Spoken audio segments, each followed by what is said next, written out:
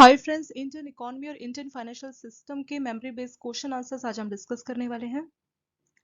ये सारे क्वेश्चंस आपके अक्टूबर 2024 में पूछे गए थे, सो आपके एग्जाम के लिए काफी ज्यादा ये इंपॉर्टेंट थे। What is Keynes liquidity preference theory of interest rate? ठीक है, रेट ऑफ इंटरेस्ट। दोस्तों ये बहुत सिंपल सा टॉपिक है, ज्यादा डिफिकल्ट नहीं है। इस सिंपल से टॉपिक से आपके 4 से 5 नंबर के क्वेश्चंस पूछे गए थे। ठीक है, तो ये टॉपिक हम डिस्कस करेंगे।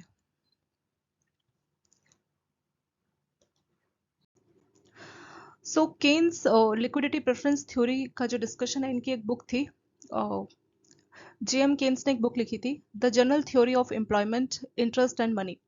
सो दोस्तों एक नंबर का क्वेश्चन इसी बुक के ऊपर था कि ये जो बुक है general theory of employment, interest and money, ये बुक किसके द्वारा लिखी गई थी?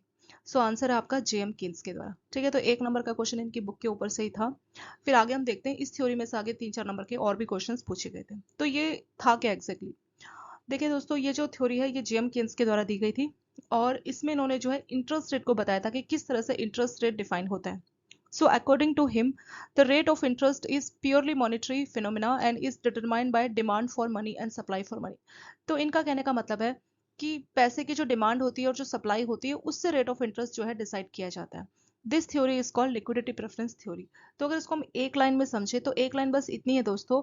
इनका कहना था, जेएम केन्स का ये बोलना था कि जो रेट ऑफ इंटरेस्ट है ना, वो कैसे डिटरमाइन होता है? वो demand and supply of money, यानी यहाँ देखेंगे, इनका बोलना था कि जो आर है, rate of interest, demand for money, पैसे की डिमांड कितनी हो रही है, सप्लाई कितनी हो रही है, उस हिसाब से रेट ऑफ इंटरेस्ट जो है डिसाइड किया जाएगा, ये इनका बोलना था।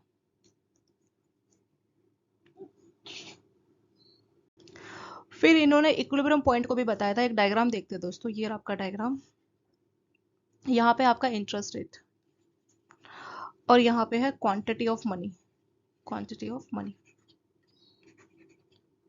सो यहाँ पे जो मनी सप्लाई है, डिमांड और सप्लाई दो फैक्टर्स की बात की जा रही है दोस्तों। यहाँ पे जो मनी सप्लाई है, जनरली वो आरबीआई कंट्रोल करता है कि कितना पैसा मार्केट में आना चाहिए। तो हम मान के चलते हैं कि एक पॉइंट ऑफ टाइम में ये जो मनी सप्लाई है ये कांस्टेंट है। ठीक है, किसी पर्टिकुलर पॉइंट में मनी सप्लाई क्या है? कांस्टेंट है, ऐसा एज्यूम किया जा रहा है। ठीक है, मनी सप्लाई कर्व है ये, और डिमांड कर्व आपका इस तरह से रहता है। ठीक है, ये है आपका मनी डिमांड कर्व। तो जहां पे ये दोनों इंटरसेक्ट कर रहे हैं, डिमांड कर्व और सप्लाई कर्व, तो ये आपका डिमांड कर्व है, ये डाउनवर्ड स्लोपिंग रहता है डिमांड कर्व, और सप्लाई कर्व ऐसा है सीधा। ठीक है, तो सीधा मतलब ये है कि at particular point of time जो पैसे की सप्लाई है जो आरबीआई ने की है वो फिक्स्ड है, इसका ये मतलब है दोस्तों। ठीक है, इस सीधे कर्व का मतलब है फिक्स्ड, और ये आपका डाउनवर्ड स्लोपिंग है आपका डिमांड कर्व।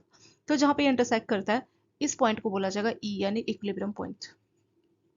सो कुल मिला के इनकी जो थ्योरी है उसमें दो पॉइंट्स को इन्होंने जोड़ दिया था, demand for money and supply for money. Supply of money हमें ज्यादा नहीं समझना, क्यों? क्योंकि सप्लाई को तो आरबीआई कंट्रोल कर रहा है, पैसा कितना मार्केट में आना चाहिए।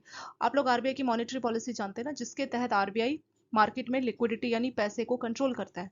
कितना पैसा होना चाहिए, जब ज्यादा पैसा हो, जब कम हो, तो उसको कंट्रोल करना आरबीआई का जिम्मेदारी रहता है। आरबीआई के पास कई सारे टूल्स होते हैं, जैसे रेपो रेट हो गया, रिवर्स रेपो रेट हो गया, एक नया टूल भी है वी ट्रिपल आर। ठीक है, वेरिएबल रेट रिवर्स रेपो। तो ये सारे टूल्स को इस्तेमाल करके आरबीआई मार्केट में जो पैसे का सप्लाई है, जो लिक्विडिटी, उसको वो कंट्रोल करता है। तो हम मान के चलते हैं इस थ्योरी में कि जो सप्लाई है वो फिक्स्ड है, लेकिन जो डिमांड है, डिमांड कुछ फैक्टर्स पे डिपेंड करेगा। ठीक है, वो हम अभी देखेंगे कि कौन कौन से फैक्टर्स है जिसकी वजह से पैसे का जो डिमांड है, मनी डिमांड है, वो इम्पैक्ट होती है। तो थोड़ा सा आपको डायग्राम में आइडिया लगा होगा दोस्तों, डायग्राम में ये क्या कहना चाह रहा है। इसकी थ्योरी बस दो चीज के अराउंड ही घूमती है कि जो इंटरेस्ट रेट है वो सप्लाई और डिमांड फॉर मनी पे डिपेंड करता है। सप्लाई ऑफ मनी तो आरबीआई ही कंट्रोल कर रहा है। तो यहाँ पे हमें क्या पढ़ना है, यहाँ पे हमें मनी डिमांड देखना है कि लोग पैसा डिमांड किस किस केस में करते हैं। ठीक है, तो वो हम यहाँ पे देखेंगे।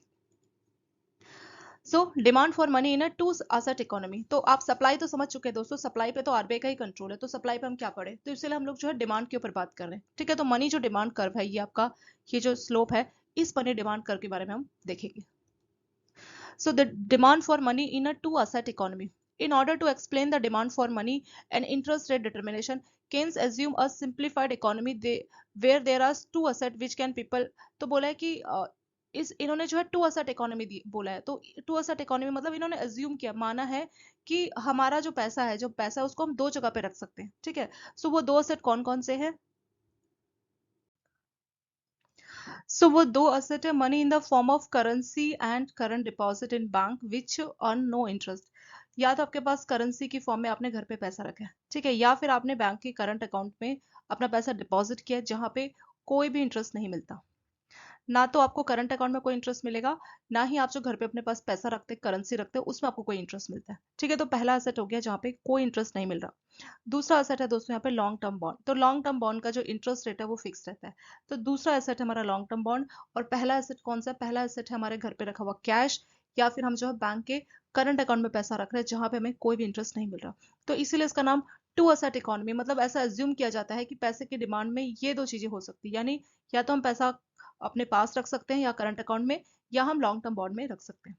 It is important to note that the rate of interest and bond price are inversely related. तो ये बात हम जानते हैं दोस्तों कि जो बॉन्ड का प्राइस है, ठीक है, तो बॉन्ड जो प्राइस है और जो इंटरेस्ट रेट है वो एक दूसरे के इनवर्सली प्रोपोर्शनल होते हैं।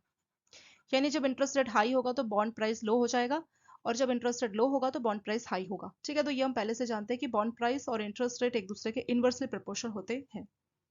सो वही वाली चीज यहाँ लिखी है। व्हेन इंटरेस्ट रेट फॉल्स, जब इंटरेस्ट रेट कम होता है तो बॉन्ड प्राइस ज्यादा हो जाता है, एंड वाइस वर्सा, यानी जब इंटरेस्ट रेट ज्यादा होगा तो बॉन्ड प्राइस कम हो जाएगा। तो ये हम जानते हैं। The demand for money by people depend upon how the they decide to balance their portfolio between money and bonus.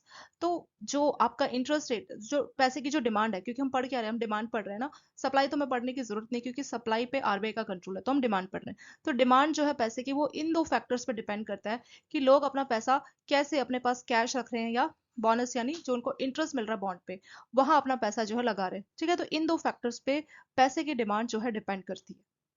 ठीक है, तो इसी बात पे पैसे का डिमांड फॉर मनी डिपेंड करेगा कि लोग अपना पैसा कैसे बैलेंस कर रहे हैं। मतलब क्या कुछ पैसा वो अपना बॉन्ड कहीं लगा रहे हैं, या कुछ पैसा वो अपना जो है अपने पास रख रहे हैं, कैश रख रहे हैं। ठीक है, तो इन फैक्टर्स पे, इन दो चीजों पे ही आपका डिमांड फॉर मनी डिपेंड करता है। This decision about the portfolio balance can be influence by two factors. तो यहाँ पे दो फैक्टर्स हो सकते हैं। तो कौन कौन से दो फैक्टर्स है वो हम देखेंगे। सो ये है दोस्तों आपका फर्स्ट फैक्टर, और ये आपका सेकेंड। फर्स्ट फैक्टर बोलता है the higher the level of nominal income in a two asset economy. तो टू असेट इकोनॉमी आप समझ गए ना, ऐसी इकोनॉमी जहाँ पे सिर्फ दो ही असेट है। पहला असेट हमने देखा था ना, जहाँ पे लोग अपने पास पैसा रखते हैं जहाँ पे कोई इंटरेस्ट नहीं मिलता, या दूसरे में लोग बॉन्ड में इन्वेस्ट करते हैं। ठीक है, तो टू असेट इकोनॉमी में अगर लोगों की इनकम ज्यादा होगी, कभी भी दोस्तों देखना, जब लोगों की इनकम ज्यादा होती है तो उनके खर्चे भी बढ़ जाते हैं। ठीक है, किसी की 10,000 सैलरी, उनके भी खर्चे होंगे, किसी की 1 लाख है उनके भी खर्चे होंगे, और किसी की 5 लाख है उनके भी खर्चे होंगे। तो कुल मिला के जैसे जैसे आपकी इनकम बढ़ती है तो लोगों के खर्चे भी बढ़ जाते हैं।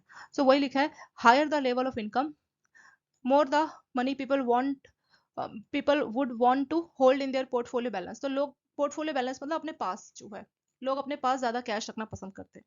This is because of transaction motive. अभी हम तीन टाइप के मोटिव्स देखेंगे। ये होता है दोस्तों ट्रांजेक्शन मोटिव। ट्रांजेक्शन मोटिव का मतलब होता है according to which at higher level of income the purchase by the people of goods and services in daily life will be relatively higher, larger, which require more money to be kept for transition purpose। तो transition motive का मतलब ये होता है कि आपको पैसा चाहिए ट्रांजिशन के लिए, खर्चे के लिए, जो डे टू डे ट्रांजेक्शन है, गुड्स खरीदना है, सर्विस खरीदना है, वो बढ़ जाता है। तो जब आपकी इनकम बढ़ती है तो आपके खर्चे बढ़ जाते हैं। तो खर्चे कहाँ हो रहे हैं? आप गुड्स खरीद रहे हैं, सर्विसेज खरीद रहे हैं, ठीक है, होटल में खाना खा रहे हैं, बाहर घूम रहे हैं, तो वही सब पर्पज के लिए आपको पैसा चाहिए होता है। इसी को बोला जाता है दोस्तों ट्रांजिशन मोटिव। ठीक है, तो पहला हो गया, पहला फैक्टर हो गया कि जब लोगों की इनकम बढ़ती है। सो पहला फैक्टर है दोस्तों कि हाई इनकम पे जब आपकी इनकम बढ़ जाएगी तो आप क्या करोगे, अपने खर्चे भी बढ़ाओगे। ठीक है, तो इनकम ज्यादा होती है तो आपके खर्चे बढ़ जाते हैं। खर्चे यानी आपकी ट्रांजेक्शन बढ़ जाती है, जिसको बोला जाता है ट्रांजेक्शन मोटिव। ठीक है, तो ट्रांजेक्शन मोटिव यही बोलता है कि जब लोगों की इनकम बढ़ती है तो लोग ज्यादा पैसा अपने पास रखना पसंद करते हैं। क्यों? उनको गुड्स खरीदना है, सर्विसेज चाहिए, तो उस ट्रांजेक्शन के लिए लोग अपने पास ज्यादा पैसा रखते हैं। तो डिमांड फॉर मनी क्या हो गई कि इस केस में लोग ज्यादा पैसा अपने पास करेंसी की फॉर्म में रखना पसंद करेंगे। ठीक है, सेकेंड फैक्टर देखेंगे। दूसरा फैक्टर है the higher the nominal rate of interest. जब इंटरेस्ट रेट ज्यादा होगा, मतलब जब ज्यादा रिटर्न मिलेगा बॉन्ड में, the lower the demand for money for speculative purpose. अब स्पेक्युलेटिव पर्पस क्या होता है हम थोड़ी देर में देखेंगे, अभी आपका टॉपिक आएगा तब हम देखेंगे। ठीक है, तो जब आपका इंटरेस्ट रेट हाई होता है तो लोग जो है स्पेक्युलेटिव मोटिव का मतलब होता है कि जैसे मान लीजिए स्पेकुलेशंस करना। स्पेकुलेशंस क्या है? मतलब एक तरह से आप अंदाजा लगा रहे हैं कि जैसे इसको ऐसे समझ सकते हैं, मान लीजिए आपने पूरा ट्रेंड देखा, ठीक है, मार्केट का ट्रेंड देखा, तो आपने अपने पास, आपने मान लीजिए कुछ आपके पास कोई रिटायर हुआ कोई पर्सन, उसको रिटायरमेंट में मिले 50 लाख रुपए, ठीक है। अब उसके बच्चों ने बोला कि 50 लाख का आप घर खरीद लो, फ्लैट ले लो, कुछ ऐसा करके सजेशन दिया, ठीक है। लेकिन वो बोल रहे नहीं, अभी जो सीनियर सिटीजन है उनके लिए जो एफडी है काफी अच्छे रेट गवर्नमेंट देने वाली है। तो मैं वेट कर रहा हूँ 2 महीने बाद जो अच्छी एफडी की स्कीम्स निकल के आएंगी जहाँ पे मुझे एफडी में 8% का इंटरेस्ट मिलेगा, तो मैं ये जो 50 लाख है इसको वहां पे इन्वेस्ट करूंगा। तो ये क्या कर रहा है, स्पेकुलेशंस कर रहा है, मतलब वो आइडिया लगा रहा है कि भविष्य में, स्पेकुलेशंस किसके लिए आप करते हैं, फ्यूचर में, कि फ्यूचर में मेरे को अच्छे रिटर्न मिलने वाले हैं, तो उसी को बोला जाता है स्पेकुलेशन। मतलब लोग अपने पास पैसा इसीलिए रखते हैं कि भविष्य में मुझे अच्छे रिटर्न मिलेंगे, मैं तब उस पैसे को इन्वेस्ट करूंगा, ठीक है। मैं अगर मान लो वो बंदा जो ये सीनियर सिटीजन है जो भी रिटायर हुआ है, मान लो अगर वो 50 लाख रुपए अपना फ्लैट में लगा देता तो उसके पास वो पैसे नहीं बचते, तो उसकी जो अपॉर्चुनिटी है, क्या अपॉर्चुनिटी है, भविष्य की जो अपॉर्चुनिटी है वो लूज कर देगा। कैसे, भविष्य में उसको मान लीजिए एक नई स्कीम गवर्नमेंट लेके आएगी, वो ऐसा अज्यूम भी कर रहा है कि ऐसा आने वाला है, ठीक है। गवर्नमेंट ने कुछ अनाउंस भी किया पर बैंकों ने अभी कुछ कंफर्म नहीं किया, तो गवर्नमेंट ने ऐसा अनाउंस किया कि हम सीनियर सिटीजन के लिए कोई स्कीम ला रहे हैं, या उसका पास्ट एक्सपीरियंस के आधार पर उसने बोला कि हाँ एक अच्छी स्कीम गवर्नमेंट जो है, बैंक्स जो है लेके आएंगे सीनियर सिटीजन के लिए 60+ के लिए। तो उस आधार पर उसने स्पेकुलेशन किया हुआ है कि मेरे को एक अपॉर्चुनिटी मिल सकती है। वो क्या है कि मेरे को 8% का रिटर्न मिल सकता है, तो मैं इस पैसे को कहीं और ना लगाऊं, इस पैसे को मैं अपने पास संभाल के रखूं। तो उस केस में वो 50 लाख कहीं भी खर्च नहीं करेगा, वो अपने अकाउंट में ही रखेगा कि मेरे को अच्छा खासा रिटर्न मिलेगा। तो इसी को बोला जाता है स्पेक्युलेटिव, मतलब आप भविष्य में अच्छे रिटर्न की उम्मीद पे जो पैसा उसको अपने पास रखते हैं। एक तो रीजन ये है कि आप खर्चों के लिए अपने पास पैसा रखते हैं, दूसरा रीजन ये है कि आप स्पेक्युलेटिव पर्पस के लिए जो है पैसे को अपने पास रखते हैं, ठीक है। तो इसका सेकंड फैक्टर बोलता है कि जब इंटरेस्ट रेट ज्यादा मिलेगा the lower the demand for speculative. अब मान लीजिए अभी से कोई बॉन्ड में अच्छा रिटर्न मिल रहा है, ठीक है, तो उसके बच्चे आके बोल रहे हैं पापा ये जो बॉन्ड है इसमें आपको 9% रिटर्न मिल रहा है, तो उस केस में जब आपको अच्छा खासा इंटरेस्ट रेट मिलने वाला होगा बॉन्ड में, तो लोग क्या करते हैं, क्योंकि आपकी इकोनॉमी क्या है, वो तो टू असेट है, तो टू असेट इकोनॉमी में एक बॉन्ड है और एक कैश है, तो कैश का हमने रीजन देखा कि लोगों को खर्चे के लिए कैश चाहिए। बॉन्ड का रीजन ये है कि जब बॉन्ड में जब ज्यादा हाई इंटरेस्ट रेट मिलता है तो लोगों की जो स्पेकुलेटिव मोटिव होता है, मतलब भविष्य में कहीं पे लगाएंगे पैसा, तो वो डिमांड कम हो जाती है। क्यों, क्योंकि जब अभी अच्छा रिटर्न मिल रहा है बॉन्ड में, तो क्यों कल का सोचना। This is because a high nominal rate of interest implies a higher opportunity cost for holding money. तो आप जो ज्यादा इंटरेस्ट रेट अभी आपको मिल रहा है ना, तो वो आपके लिए ज्यादा बेनिफिट इसमें हो सकता है। At higher interest rate holder of money can earn more income by holding bond instead of money. तो जब रिटर्न ज्यादा है, इंटरेस्ट अच्छा मिल रहा है, तो ज्यादा अच्छा पैसा आप इंटरेस्ट जो है बॉन्ड के इंटरेस्ट से कमा सकते हो इंस्टेड ऑफ मनी। मतलब अपने पास खाली पैसा रखने से तो कुछ मिलेगा नहीं, सो बेटर है कि जब बॉन्ड का इंटरेस्ट अच्छा चल रहा है तो ज्यादा अच्छा है कि आप बॉन्ड पे पैसा लगाओ। Secondary, if interest rate is higher then what is expected in the future. मान लीजिए आपने फ्यूचर में एक्सपेक्ट किया था, क्योंकि स्पेकुलेटिव में तो दोस्तों फ्यूचर का ही एक्सपेक्ट करते हैं कि इतना मिल सकता है। एफडी में जैसे, एफडी में जैसे हमने एक्सपेक्ट किया था कि 8% मिलने वाला है, और अभी जो है बॉन्ड पे 9% चल रहा है। तो खास तौर के जब ये वाली लाइन यहाँ पे लिखिए कि if interest rate is higher then what is expected in the future, तो फ्यूचर में आप एक्सपेक्ट कर रहे हो कि एफडी में 8% मिल सकता है, लेकिन अभी बॉन्ड में आपको 9% मिल रहा है, ठीक है। The people would like to hold more bond and less money in their portfolio. तो इस केस में लोग बॉन्ड में ज्यादा इन्वेस्ट करेंगे। क्यों, क्योंकि जो आपने स्पेकुलेशन लगा रखी कि 8% मैं एफडी से कमाऊंगा, लेकिन 9% तो आपको बॉन्ड से ही मिल रहा है। तो जब आपका जो अभी जो करंट रेट चल रहा है वो ज्यादा है आपके एक्सपेक्टेशन से, जो आपने फ्यूचर में एक्सपेक्टेशन की है, तो उस केस में लोग ज्यादा पैसा अपने बॉन्ड में लगाते हैं और अपने पोर्टफोलियो में कम कैश रखते हैं। Less money in their portfolio मतलब अपने पास कैश कम रखते हैं, ठीक है। तो यही दो रीजन यहाँ पे बताए गए। In the general theory Keynes distinguish 3 motive. तो यहाँ पे आपका जो कैश है, लोग अपने पास कैश रखते हैं, तो कैश का रीजन बताया कि लोग किन 3 कारणों की वजह से अपने पास कैश रखना पसंद करते हैं। तो ये स्पेशली जो आपके 3 मोटिव है कैश के लिए है कि लोग अपने पास कैश क्यों रखते हैं। पहला है ट्रांजिशन मोटिव, दूसरा है प्रिकॉशनरी मोटिव, और तीसरा है स्पेकुलेटिव मोटिव, ठीक है। थोड़ा थोड़ा हमने ट्रांजिशन का ऑलरेडी देखा है दोस्तों, और स्पेकुलेटिव का ऑलरेडी देखा है, पर थोड़ा सा यहाँ पे और देखेंगे। तो 3 रीजन है जिसकी वजह से लोग अपने पास कैश रखना पसंद करते हैं। पहला है transition motive. The transition motive is related to demand for money or desire for cash for current transactions of individual and corporate trade। ये हमने पहले भी देखा था, जब आपकी इनकम बढ़ती है तो आपको ज्यादा ट्रांजेक्शन करनी होती है, इसीलिए आपको पैसा रखना होता है। तो आपको ट्रांजेक्शन के लिए गुड सर्विस खरीदने के लिए पैसा चाहिए, उसी को बोलते हैं ट्रांजेक्शन मोटिव।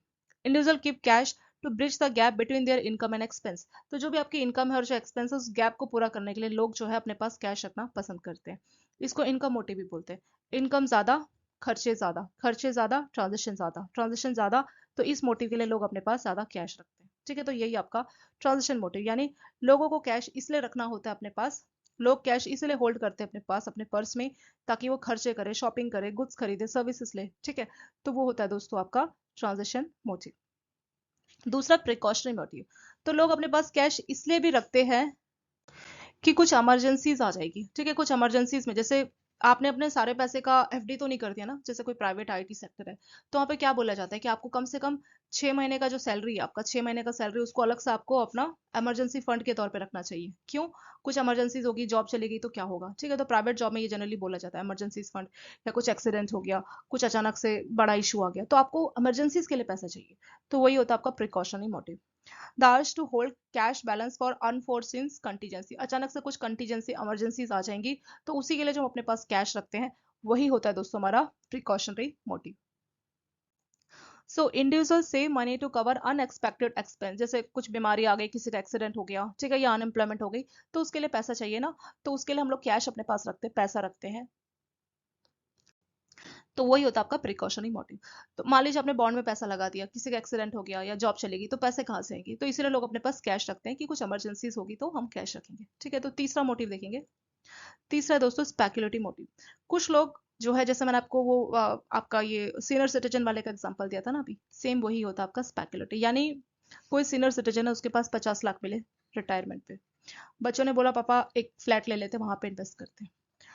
उन्होंने बोला सीनियर सिटीजन ने कि नहीं, अभी 1-2 महीने में अच्छी खासी गवर्नमेंट की एफडी स्कीम आएगी जहां पे मुझे 8% का रिटर्न मिलने वाला है, तो यहाँ पे 50 लाख का अगर वो 8% रिटर्न देखेगा तो कितना हो गया, ठीक है, तो अच्छा खासा उसको यहाँ पे सालाना इनकम उसकी होने वाली है, तो फ्लैट से मुझे कुछ खास बेनिफिट नहीं मिलेगा, ऐसा सीनियर सिटीजन को लगता है।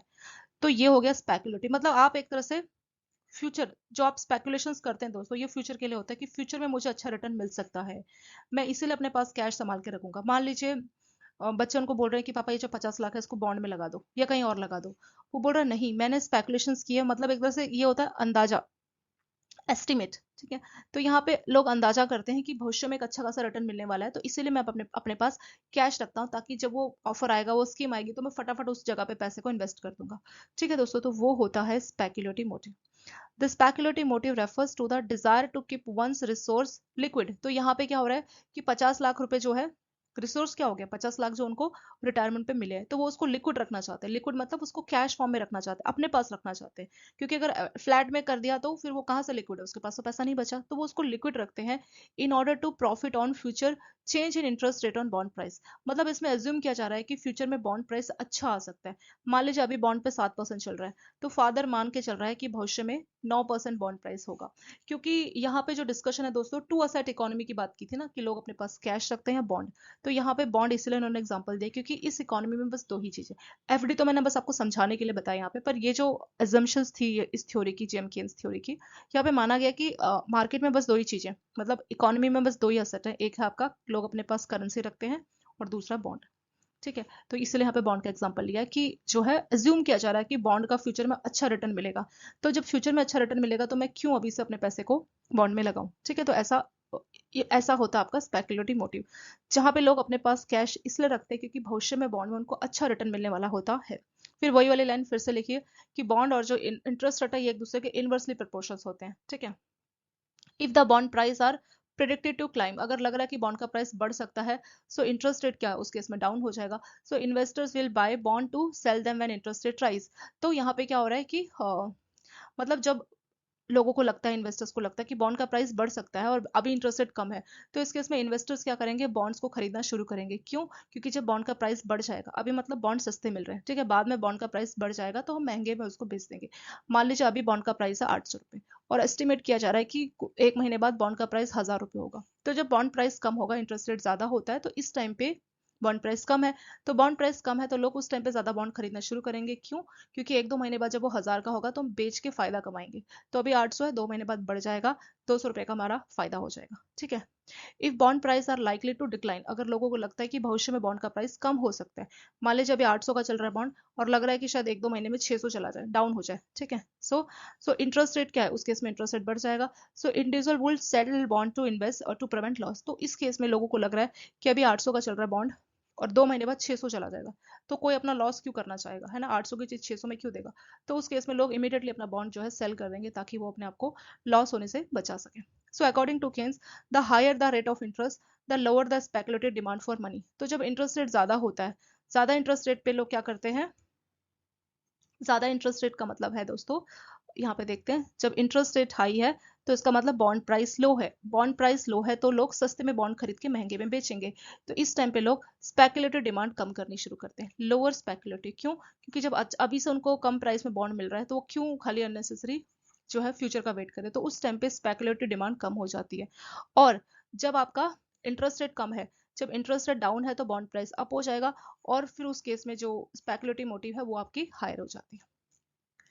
ठीक है, इसको आप ऐसे भी समझ सकते हैं कि जब अभी आपको अच्छा खासा इंटरेस्ट मिल रहा है तो क्यों आप बाद में जो है मतलब लोअर पे, मतलब क्यों आप फ्यूचर का सोच के बैठे। जब अभी से आपको, ये हमने पहले भी देखा था ना दोस्तों, कि जब आपका रिटर्न, जो आप एक्सपेक्ट कर रहे हैं रिटर्न, ठीक है, मान लीजिए एफडी में आप सोच रहे हैं कि 8% मिलेगा, लेकिन बॉन्ड में भी आपको 9% मिल रहा है, तो जब अभी आपका हाई रिटर्न है तो आप क्यों इसके लिए स्पेकुलेशन करके बैठे हैं। तो जब अभी आपका इंटरेस्ट रेट हाई है तो आप स्पेकुलेशन के लिए कम डिमांड करते हैं, कम डिमांड करते हैं मतलब स्पेकुलेशन के लिए कम पैसा रखते हैं।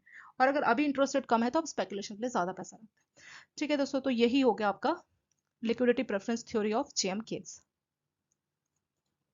सो यहाँ पे हमने यहाँ से देखा था कि केन्स की जो बुक है जनरल थ्योरी ऑफ एम्प्लॉयमेंट, वहां पे इन्होंने इसका, इस थ्योरी के बारे में पूरा बताया था। तो पहले दोस्तों इस बुक का नाम याद करना, ये थ्योरी, ये बुक का नाम दिया था और पूछा था कि ये किसने, ये बुक किसके द्वारा लिखी, तो आंसर आपका जेम केन्स। ठीक है, फिर इन्होंने बोला था कि जो इकोनॉमी है उसमें दो फैक्टर है। ठीक है, जो इंटरेस्ट रेट है वो दो फैक्टर पर डिपेंड करता है, demand for money and supply for money.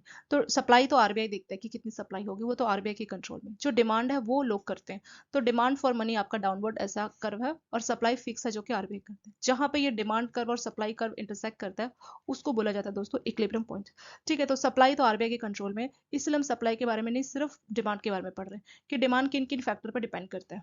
ठीक है, तो डिमांड फॉर मनी, हम दो असेट इकोनॉमी की बात करते हैं। तो दो असेट इकोनॉमी मतलब यहाँ पे पैसा या तो करेंसी कैश में होगा जहाँ पे कोई इंटरेस्ट नहीं मिलता, या फिर बॉन्ड की फॉर्म में होगा। ठीक है, या तो कैश या बॉन्ड। तो वो हो गया हमारा टू असेट इकोनॉमी।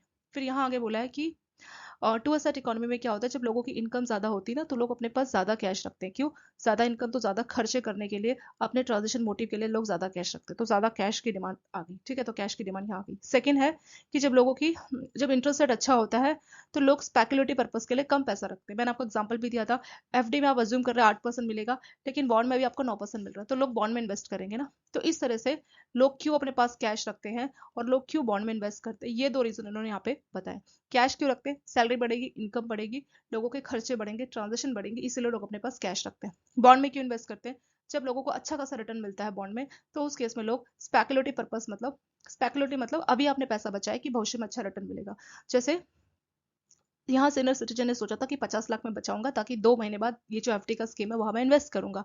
लेकिन अगर अभी आपको बॉन्ड में 9% मिल रहा है तो बॉन्ड में इन्वेस्ट कर देगा। तो यही रीजन है कि लोग कैश में क्यों इन्वेस्ट करते हैं, और ये नीचे रीजन बताया है कि लोग बॉन्ड में क्यों इन्वेस्ट करते हैं। फिर नीचे यहाँ पे इन्होंने बोला था कि 3 रीजन है लोग अपने पास कैश क्यों रखते हैं। तो 3 रीजन है, ट्रांजिशन, प्रिकॉशनरी और तीसरा स्पेकुलेटिव। ट्रांजिशन मतलब लोगों को खर्चे करने हैं। ठीक है, जब उनके पास पैसा आएगा, इनकम आएगी, तो क्या करेंगे लोग? खर्चे करेंगे, शॉपिंग करेंगे, गुड्स इन सबको खरीदेंगे। तो लोग ट्रांजिशन पर्पज के लिए पैसा रखते हैं। दूसरा प्रिकॉशनरी मतलब लोग इमरजेंसीज के लिए। दोस्तों ये वाली स्लाइड ज्यादा इंपॉर्टेंट है। ठीक है, इसमें से बहुत क्वेश्चन बनते हैं, ट्रांजिशन, प्रिकॉशनरी और स्पेकुलेटिव। प्रिकॉशनरी मतलब लोग अपना इमरजेंसीज के लिए, कुछ बीमार हो गया, जॉब चलेगी, तो उसके लिए लोग अपने पास पैसा रखते हैं, कहीं पे इन्वेस्ट नहीं करते। तीसरा और आखिरी रीजन है स्पेकुलेटिव। स्पेकुलेटिव मतलब लोग पैसा अपने पास इसलिए बचा के रखते हैं कि भविष्य में अच्छी अपॉर्चुनिटी आएगी तो उस टाइप पे मैं पैसे को वहां पे लगा दूंगा। तो वही होता है आपका स्पेकुलेटिव पर्पस। ठीक है, तो लोग अपने पास पैसा लिक्विड फॉर्म में रखते हैं कि भविष्य में कोई अच्छी अपॉर्चुनिटी आएगी तो वहां पे हम पैसा लगाएंगे, तो इसीलिए लोग अपने पास पैसा बचा के रखते हैं। खास करके कभी भी देखना दोस्तों, मान लीजिए एफडी का रेट चल रहा है 2%, या बॉन्ड में रिटर्न मिल रहा है 2%। तो लोग सोचते हैं, मान लीजिए आपके पास 50 लाख है, लोग सोचते हैं कि क्यों इतना बड़ा पैसा मैं लगाऊं, सिर्फ 2% का तो रिटर्न मिल रहा है। लेकिन अगर वहीं एफडी या बॉन्ड में आपको मान लो 10% का मिलेगा, तो क्या आप सोचोगे? नहीं, आप सोचोगे अरे 50 लाख का 10% बहुत अच्छा रिटर्न है। तो उस टाइम पे आप अपना पैसा अपने पास रखोगे नहीं, आप फटाफट से जाके इन्वेस्ट कर दोगे। तो वही रीजन होता है कि यही आपका स्पेकुलेटिव, कि जब आपको लग रहा है कि भविष्य में मुझे अच्छा रिटर्न मिल सकता है तो अपने पास आप अपना कैश रखोगे। लेकिन अगर अभी भविष्य में आप क्या उम्मीद कर रहे थे? हम स्पेकुलेटिव उम्मीद कर रहे थे कि 8%, लेकिन अगर 8% आप उम्मीद कर रहे हैं भविष्य में और अभी बैंक 2% दे रहा है, तो क्या आप करोगे? नहीं। लेकिन अगर अभी आपको 10% मिलेगा, यानी जो आपने एज्यूम किया भविष्य में उससे बेटर रिटर्न अगर आपको करंट अभी मिलेगा, तो आप भविष्य को भूल जाओगे, आप अभी की चिंता करोगे, नहीं नहीं जाके फटाफट पैसा लगाए, अच्छा रिटर्न कब है। ठीक है दोस्तों, तो यही आपका केस लिक्विडिटी प्रेफरेंस थ्योरी। हम लोग what is the role of India in SDG 13 climate action. ठीक है, तो इस टॉपिक में आपके क्वेश्चंस पूछे गए थे। सो एसडीजी का फुल फॉर्म है दोस्तों यहाँ पे हमारा सस्टेनेबल डेवलपमेंट गोल। सस्टेनेबल डेवलपमेंट गोल, ठीक है 13। तो ये एग्जैक्टली क्या था, जो इंडिया का SDG 13 है क्लाइमेट एक्शन, तो यहाँ पे कैसे क्लाइमेट चेंज और उसके इम्पैक्ट को कम किया जाए, उसको रोकने के लिए, ठीक है, उसको कम्बैट करने के लिए, उसको रोकने के लिए ये इंडिया का SDG 13 में जो है रोल था। इसमें एग्जैक्टली इंडिया ने क्या बोला था, जो आपका क्लाइमेट एक्शन को लेके, मतलब क्लाइमेट चेंज को और उसके इम्पैक्ट को कम करने के लिए COP26 जो है आपका, COP का फुल फॉर्म है यहाँ पे हमारा, यहाँ पे देख लेते हैं दोस्तों, COP26, ठीक है, ये एग्जैक्टली क्या है। सो COP का फुल फॉर्म है conference of the parties, conference of parties. ये किसका कॉन्फ्रेंस है, ठीक है, तो ये एक टाइप की डिसीजन मेकिंग बॉडी है, कॉन्फ्रेंस ऑफ पार्टीज, जिसमें आपका डिसीजन मेकिंग बॉडी किसकी, यूनाइटेड नेशन की है, ठीक है। तो इसमें क्या होता है कि ऑलमोस्ट हर कंट्री से जो भी इसके मेंबर है आते हैं, लोग आते हैं, उनके रिप्रेजेंटेटिव आते हैं, वो डिस्कस करते हैं कि कैसे क्लाइमेट चेंज को रोका जाए।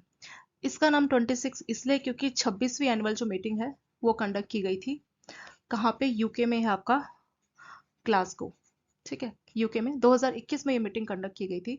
तो इस मीटिंग में हर कंट्री के, जैसे इंडिया के प्राइम मिनिस्टर या हर कंट्री के अपने मिनिस्टर्स आए थे, और उन्होंने बोला था कि हमारी कंट्री ऐसा क्या करेगी जिसकी वजह से वो क्लाइमेट चेंज को जो है कॉम्बैट कर सके, उसे कम कर सके, मतलब ग्रीन हाउस गैसेस कम से कम एमिट हो, रिन्यूएबल एनर्जी का ज़्यादा इस्तेमाल हो, इस टाइप की चीज़ें बोली गई थी, ठीक है। तो फिर इंडिया ने इस कॉन्फ्रेंस में, जो 26वीं कॉन्फ्रेंस हुई थी यूके में, वहां पे इंडिया ने जो है कुछ चीज़ें बोली थी कि हम ये करेंगे जिसकी हेल्प से क्लाइमेट चेंज को हम जो है अपना कंट्री के हिसाब से अपना हम कंट्रीब्यूट करेंगे, ठीक है। तो वही आपका COP26 यानी कॉन्फ्रेंस ऑफ पार्टीज 26वीं मीटिंग हुई थी, कहाँ पे हुई थी, यूके में ग्लासगो में हुई थी। कब हुई थी, 2021 में हुई थी, ठीक है, हर साल है।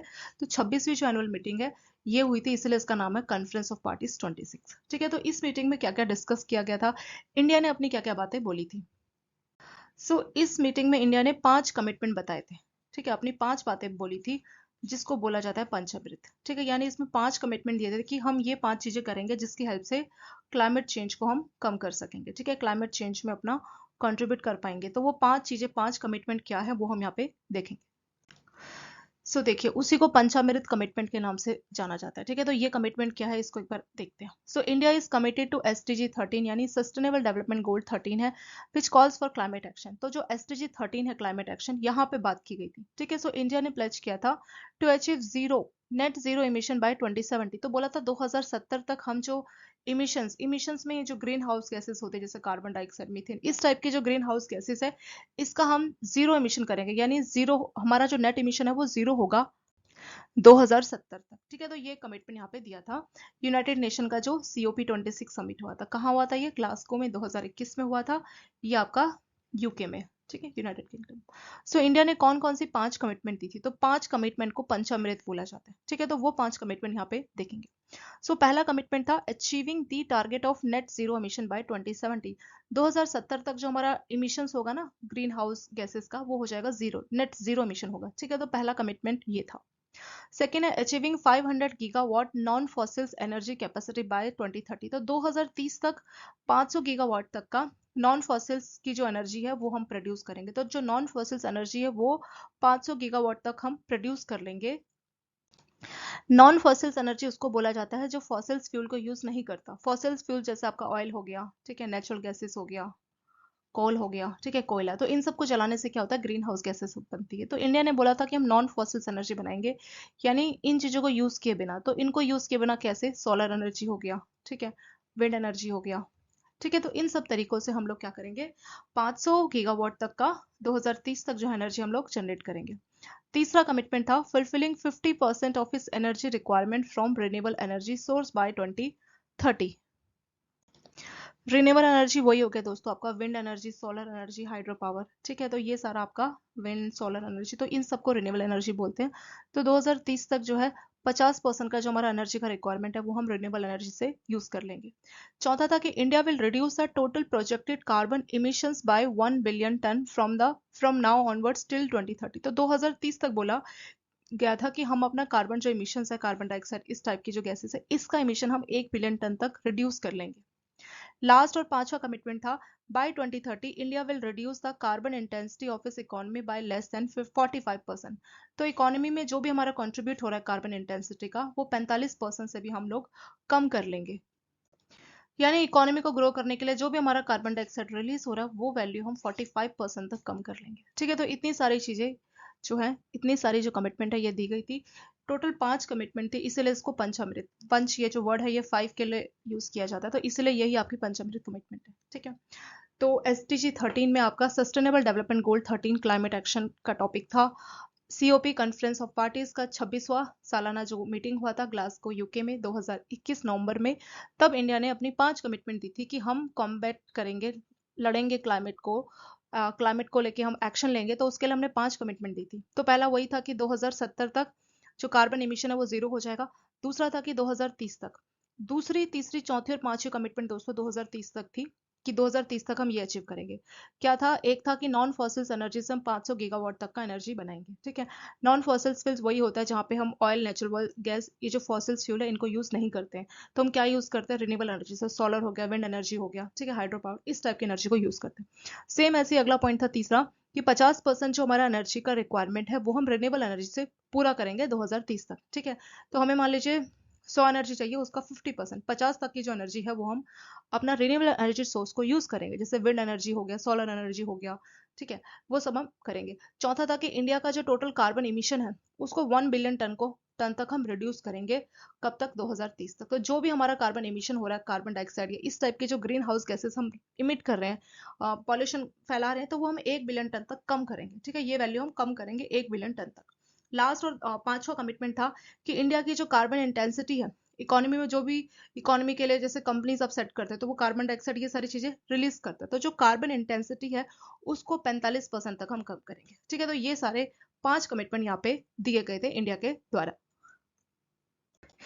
At the COP26 meeting, same इसी मीटिंग में इंडिया ऑल्सो अनाउंस्ड, ये भी बहुत पूछते हैं, OSOWOG, यानी कि one sun one world one grid. ठीक है, तो उसका फुल फॉर्म है one sun one world one grid. इसका क्या मतलब है दोस्तों? इसका ये मतलब है कि इंडिया ने बोला कि हम क्या करेंगे, इलेक्ट्रिसिटी जो है जनरेट करेंगे।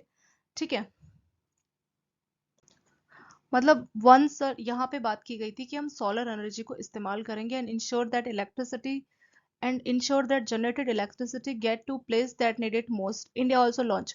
तो यहाँ पे बोला था कि अगर हम जो है हम अपनी कंट्री में खुद जो है सोलर एनर्जी को इस्तेमाल करेंगे, और उसके साथ अगर कोई कंट्री जिसको जरूरत पड़ेगी सोलर एनर्जी तो उसको हम शेयर भी कर सकेंगे। ठीक है, तो इस टाइप की चीजों को जो है यूज किया जाएगा OSOWOG, यानी वन सन वर्ल्ड वर्ल्ड वन ग्रिड में यही बोला गया था कि ऐसा हम सिस्टम बनाएंगे जिसकी हेल्प से सन से जैसे आप सोलर एनर्जी बना रहे हैं, ठीक है, तो कोई ऐसा कंट्री है जहाँ पे सोलर एनर्जी जो बना नहीं पा रहा, ठीक है, ऐसी भी कोई कंट्री होगी। तो कुछ ऐसी कंट्रीज है जो नहीं बना पा रहा, उसका रीजन है कि वहां पे प्रॉपर सनराइज नहीं आ रही है, कुछ भी रीजन है जिसकी वजह से हम ऐसा सिस्टम बनाएंगे, ग्रिड सिस्टम ऐसा बनाएंगे जिसकी हेल्प से हम अपनी सोलर एनर्जी किसी ऐसी कंट्री से शेयर कर सके जिसको इसकी सबसे ज्यादा जरूरत हो। ठीक है, तो ये डिस्कशन भी OSOWOG का भी डिस्कशन इंडिया ने अनाउंस किया था, ये बात भी इंडिया ने वहां पे अनाउंस की थी। ठीक है, India has also launch plastic hackathon 2021 of single. तो ये भी बोला था कि हम जो है 2022 तक जो सिंगल यूज जो प्लास्टिक होता है उसको भी हम स्टॉप कर देंगे। ठीक है, तो ये सारी चीजें इंडिया ने बोली थी ताकि क्लाइमेट चेंज को जो है रोका जा सके, और जो क्लाइमेट में जो भी आपका नेचुरल सॉरी जो ग्रीन हाउस गैसेस रिलीज होती है उसको जितना ज़्यादा हो सके कम किया जाएगा। ठीक है, सो एक हेल्थी और सस्टेनेबल लिविंग को हम शुरू करेंगे जो आपका ट्रेडिशनल होगा, और जहाँ पे लाइफस्टाइल फॉर इन्वायरमेंट, मतलब आपका लाइफस्टाइल इस तरह से होगा जो इन्वायरमेंट को नुकसान ना पहुंचाता। ठीक है, तो ये चीज यूज की जाएगी टू कॉम्बैटिंग क्लाइमेट चेंज, ताकि क्लाइमेट चेंज से हम निपट सके। The decision on enhanced NDC demonstrate India's commitment at the highest level for decoupling of economic growth. तो इंडिया का यही था कि हम इकोनॉमिक ग्रोथ भी करेंगे, लेकिन जो है ग्रीन हाउस गैसेस को भी जो है कम से कम इमिट करेंगे। ठीक है, तो ग्रीन हाउस गैसेस को कम से कम इमिट करेंगे और साथ के साथ हम अपनी इकोनॉमिक ग्रोथ भी करेंगे। ठीक है, तो ये हो गया आपका दोस्तों SDG 13 क्लाइमेट एक्शन, इंडिया ने क्या क्या चीजें की थी, तो ये सारा चीज यहाँ पे डिस्कस यहाँ पे किया गया। ये OSOWOG भी बहुत बार पूछ लेते हैं, और SDG 13। ठीक है, तो ये जो पॉइंट्स है 5 पॉइंट्स पंचामृत पॉइंट्स, तो ये पॉइंट्स दोस्तों आप याद करके जाना, ये काफी इंपॉर्टेंट है। What is GDP deflator? ये क्वेश्चन दोस्तों बहुत बार पूछा जाता है, ठीक है। सो जीडीपी डिफ्लेटर क्या होता है? GDP deflator is a measure of the level of prices of all new. तो सबसे इंपॉर्टेंट जो पॉइंट है उसका वही है कि जितने भी नए डोमेस्टिक प्रोड्यूस्ड, डोमेस्टिकली मतलब इंडिया में जो गुड्स या सर्विसेज बनाई जा रही है, कौन से फाइनल गुड्स या सर्विसेज, तो उसके प्राइस को ये बताता है, उसके प्राइस को मेजर करता है, ठीक है। तो एग्जैक्टली जीडीपी डिफ्लेटर बताता क्या है? तो यानी ये बताता है कि जो नए गुड्स या सर्विसेज प्रोड्यूस किए जा रहे हैं, ठीक है, तो उसका प्राइस किस हिसाब से चेंज हुआ है, उसमें किस हिसाब से इन्फ्लेशन आई है over a period of time.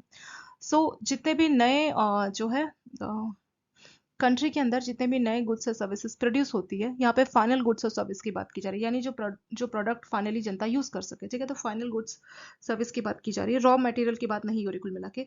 तो फाइनली गुड्स और सर्विसेज जो बन जाती है, उसके प्राइस में कितना चेंज आ जाता है, ठीक है। सो ये मेजर करता है लेवल ऑफ प्राइसेस। तो जितने भी नए गुड्स और सर्विसेज जो इंडिया में प्रोड्यूस हो रहे हैं, उनके प्राइस में जो चेंज है वो बताता है आपका जीडीपी डिफ्लेटर। जीडीपी डिफ्लेटर और also called implicit price deflator is a measure of inflation. तो इसको इम्प्लिसिट प्राइस डिफ्लेटर भी बोलते हैं, क्यों? क्योंकि इन्फ्लेशन को मेजर करने के काम आता है। जीडीपी डिफ्लेटर का जो डेटा है दोस्तों, ये क्वार्टरली बेसिस पे आता है, ठीक है। जब जीडीपी एस्टिमेट आती है उसी टाइम पे ये डेटा भी रिलीज किया जाता है। Whereas CPI and WPI data are release every month. जो आपका कंज्यूमर प्राइस इंडेक्स है या होलसेल प्राइस इंडेक्स है, तो कंज्यूमर प्राइस इंडेक्स बताता है कि कंज्यूमर लेवल पे जो चीजें हैं उसके प्राइसेस कितने बढ़ रहे हैं, ठीक है। और होलसेल प्राइस जो इंडेक्स है, ये होलसेल लेवल पे बताता है कि चीजों के प्राइस कितने बढ़ रहे हैं, इन्फ्लेशन कितनी आ रही है। लेकिन आपका जीडीपी सिर्फ जो नए गुड्स या सर्विसेज प्रोड्यूस हो रही है फाइनली, उनके रेट्स को ये बताता है, उसमें कितनी इन्फ्लेशन आई है, उसके प्राइसेस में क्या चेंज आया, ये वो मेजर करता है, ठीक है। तो इसका फॉर्मूला क्या है जीडीपी का? इसका फॉर्मूला है nominal GDP by real GDP into 100, ठीक है। तो फॉर्मूला भी बहुत सिंपल है, nominal GDP divided by real GDP into 100। अगर मान लीजिए जीडीपी डिफ्लेटर आप कैलकुलेट करते हैं और वो वैल्यू आपकी आ जाती है 100, तो इसका मतलब है कि कोई भी इन्फ्लेशन नहीं है। लेकिन अगर ये वैल्यू 100 से ज़्यादा आती है, तो इसका मतलब इन्फ्लेशन आ गई है, बढ़ गई है, ठीक है। और अगर ये वैल्यू 100 से कम है, तो जो इन्फ्लेशन है वो घटी है, यानी डिफ्लेशन आ गई है, यानी चीज़ों के प्राइसेस बढ़े हैं, ठीक है। तो अगर ये वैल्यू 100 आती है तो मतलब कोई इन्फ्लेशन नहीं है। ये वैल्यू अगर 100 से ज़्यादा आएगी, हम ये कैलकुलेट करेंगे और ये वैल्यू 100% से ज़्यादा आएगी, तो उसका मतलब इन्फ्लेशन आई है, प्राइसेस बढ़ चुके हैं, नए जो गुड्स है उनके प्राइसेस बढ़ चुके हैं। और अगर ये वैल्यू 100 से कम आएगी, तो ये बोलेगा कि जो प्राइसेस है वो डाउन हो चुके हैं, ठीक है। और ये कंपैरिजन किससे करता है? एक बेस ईयर होता है, उससे इसका कंपैरिजन किया जाता है। तो बेस ईयर के हिसाब से कंपेयर किया जाता है कि जो नए गुड्स या सर्विसेज बन रहे हैं उसके प्राइसेस जो हैं कितने चेंज हुए as compare to base year, मतलब उसके प्राइसेस में कितना चेंज आया, ठीक है। तो वो होता है आपका जीडीपी डिफ्लेटर। सो इसको लेके दोस्तों न्यूमेरिकल भी पूछे जा सकते हैं। मान लीजिए एक न्यूमेरिकल बनाते हैं, यहाँ पे आपको दिया होगा नॉमिनल जीडीपी, मान लीजिए नॉमिनल जीडीपी दिया गया है 200, ठीक है। और ऐसे आपको रियल जीडीपी दिया गया, रियल जीडीपी कितना है आपका, मान लीजिए 100 है। नॉमिनल जीडीपी आपका करंट प्राइस पे होगा, और जो रियल जीडीपी है दोस्तों, ये आपका बेस ईयर प्राइस पे होगा, ठीक है। तो इसको हम क्या करेंगे, इस फॉर्मूले में लगाएंगे nominal GDP by real GDP, यानी 200 बाय 100 इंटू 100। तो ये आ जाएगा आपका 200। तो इसका क्या मतलब है? इसका ये मतलब है कि जो चीज़ों के प्राइस है वो 200% बढ़ चुके हैं, यानी जो भी एक तरह से जीडीपी डिफ्लेटर भी हमें इन्फ्लेशन कैलकुलेट करने में हेल्प कर रहा है। जैसे कंज्यूमर प्राइस इंडेक्स सीपीआई होता है ना, तो वो कंज्यूमर लेवल पे बताता है कि चीज़ों के कितने प्राइस बढ़े हैं, कंज्यूमर लेवल पे बात करते हैं, कंज्यूम गुड की बात करते हैं। जितने भी नए गुड्स या सर्विसेज जो है फाइनल गुड्स या सर्विसेज, उसके प्राइस में क्या चेंज आ रहा है as compare to base year, ठीक है। बेस ईयर में इन सभी मान लीजिए अभी कोई नया गुड्स प्रोड्यूस हो रहा है, ठीक है। मान लीजिए अभी नया गुड्स कुछ बना और उसकी कीमत है मान लीजिए 1000 रुपये। उसका कंपैरिजन किया जाएगा किसी बेस ईयर से, कि बेस ईयर में यही गुड्स जो प्रोड्यूस होता था उसका कितने में, वो चीज़ कितने में बन जाती थी, ठीक है। तो 1000 रुपये मान लीजिए वो चीज़ उस टाइम पे बेस ईयर में, मान लीजिए 2004 या 5 का बेस ईयर लिया गया, तो उस टाइम पे ये 500 की बन जाती थी। तो 1000 की चीज़ है 500 की, मतलब पहले जो चीज़ 500 की बन जाती थी वो चीज़ 1000 की बन रही। तो एक तरह से ये जो नए गुड्स या सर्विस प्रोड्यूस हो रहा है ना, उसका ये कंपैरिजन करता है बेस ईयर से, और उसके प्राइस लेवल को कंपेयर करता है। तो इस तरह से इन्फ्लेशन बताता है आपका जीडीपी डिफ्लेटर। इसके ऊपर न्यूमेरिकल पूछ सकते हैं दोस्तों, तो nominal GDP by real GDP into 100, ये सिंपल सा फॉर्मूला आप याद कीजिए। और एक नंबर का ऐसे पूछेंगे, ज्यादा ये नहीं पूछा जाएगा। नेक्स्ट क्वेश्चन है दोस्तों, define venture capital. Venture capital पे बहुत बार क्वेश्चन आ जाता है, और एक आपका भट्ट कमेटी है जिसके सजेशन पे ये वेंचर कैपिटल को स्टैब्लिश किया था। तो कई बार ये क्वेश्चन भी आता है कि भट्ट कमेटी किसके लिए है, तो वो होता है आपका वेंचर कैपिटल को लेके, ठीक है। तो वेंचर कैपिटल एग्जैक्टली क्या होता है? तो वेंचर कैपिटल में क्या होता है कि वेंचर कैपिटल में be defined as long term investment in business which has potential for significant growth and financial return.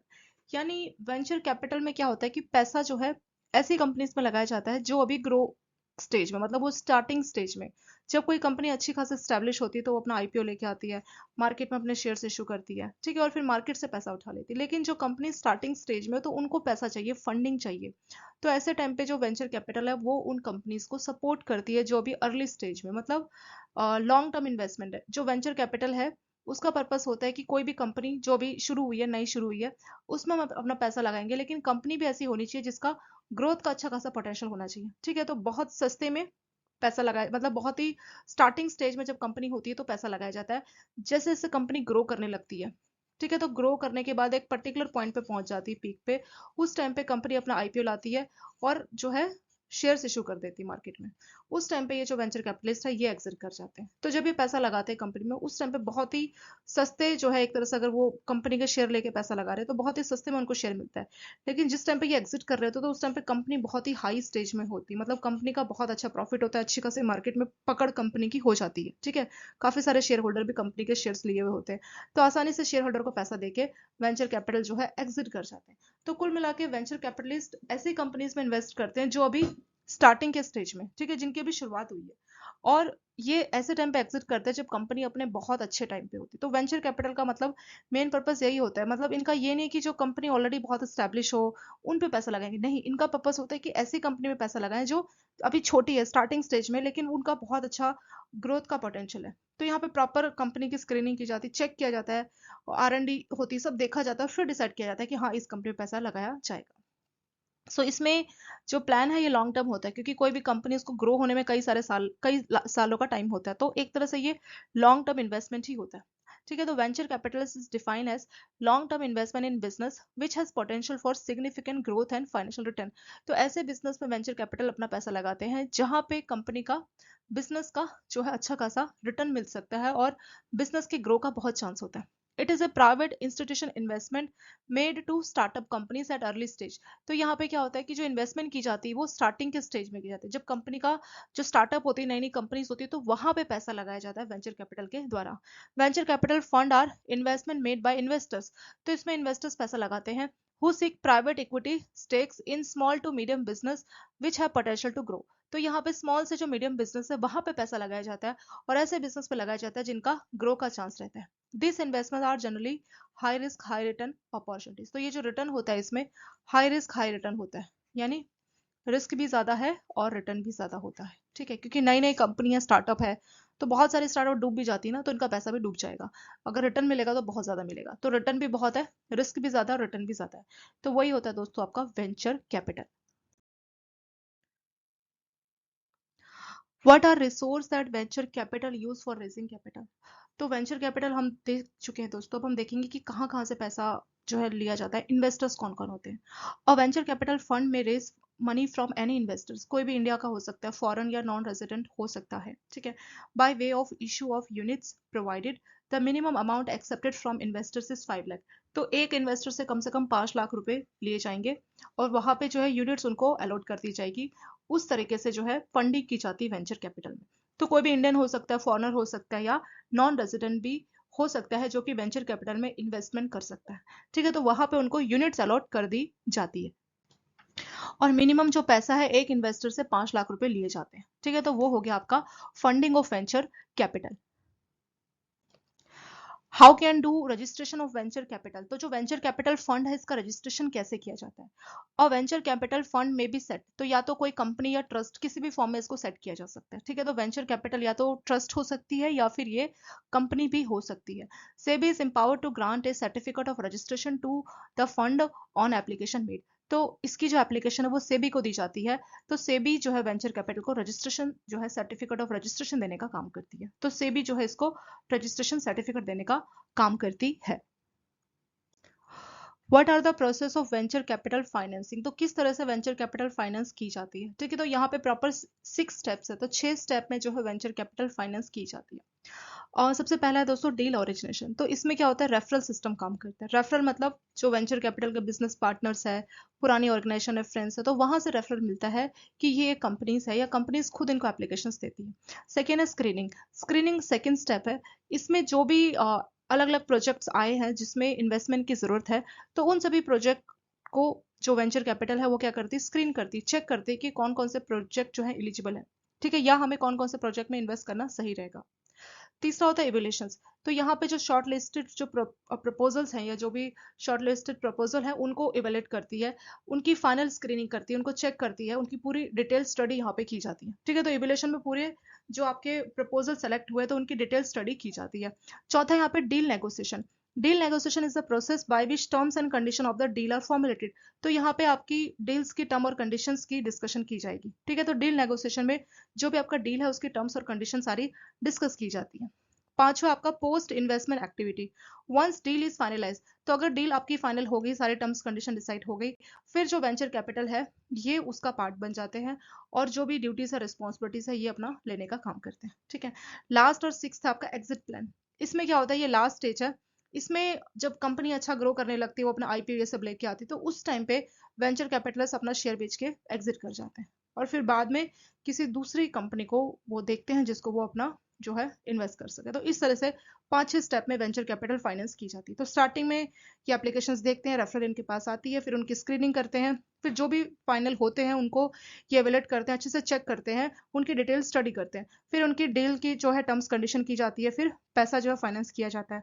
Post investment में जो कंपनी की डील हो जाने के बाद मतलब वेंचर कैपिटल भी एक तरह से अपनी ड्यूटीज और रिस्पॉन्सिबिलिटीज निभाते हैं, जिसमें वो चेक करते हैं कि किस तरह से काम चल रहा है, क्या हो रहा है, ठीक है।